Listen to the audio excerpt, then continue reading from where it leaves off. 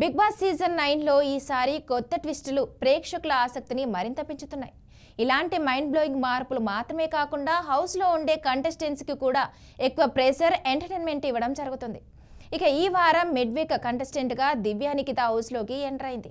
ఇక ఈ సర్ప్రైజ్ ఎంట్రీకి కారణం ఆడియన్స్కి మాత్రమే కాదు, హౌస్లో ఉన్న కంటెస్టెంట్స్కి కూడా ఒక కొత్త ఛాలెంజ్ ఇచ్చేందుకు.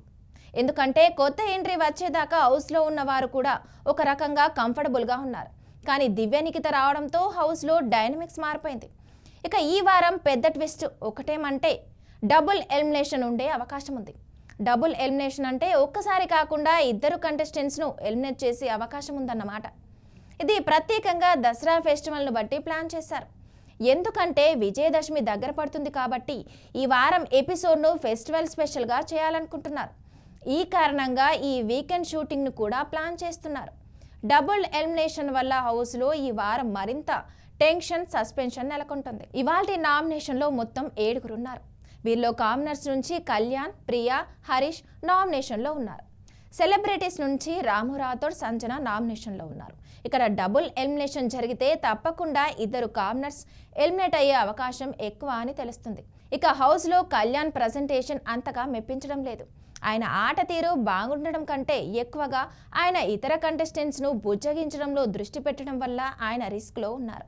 అలాగే ప్రియ కూడా చాలా సన్నివేశాల్లో విషయాలను డ్రాగ్ చేసి కొత్త అన్రాజ్నెస్ చూపించడం వల్ల ఆమెపై కూడా ఎలిమినేషన్ ఛాన్స్ ఉంది. ఇక రాము రాథోడ్ కూడా ఒక రిస్క్లో ఉన్నారు.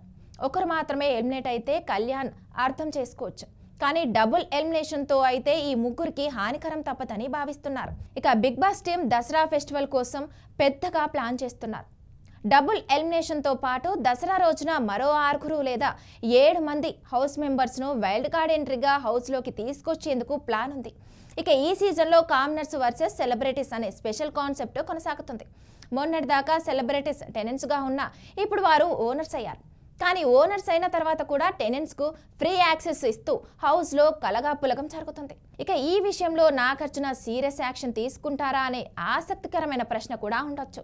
మొత్తానికి బిగ్ బాస్ సీజన్ 9 ఈసారి నిజంగా హాట్, థ్రిల్లింగ్గా సాగుతుండడంతో ఈ వారం జరిగే డబుల్ ఎలిమినేషన్, వైల్డ్ కార్డ్ ఎంట్రీలతో ఈ షో మరింత ఆసక్తికరంగా ఉంటుంది. మీరు ఈ వారంలో ఎవరు టికెట్ కట్టుకుంటారో, ఎవరు గేమ్ నుంచి అవుట్ అవుతారో చూసే ఆసక్తి ఆడియన్స్లో కాస్త ఎక్కువగానే ఉంది.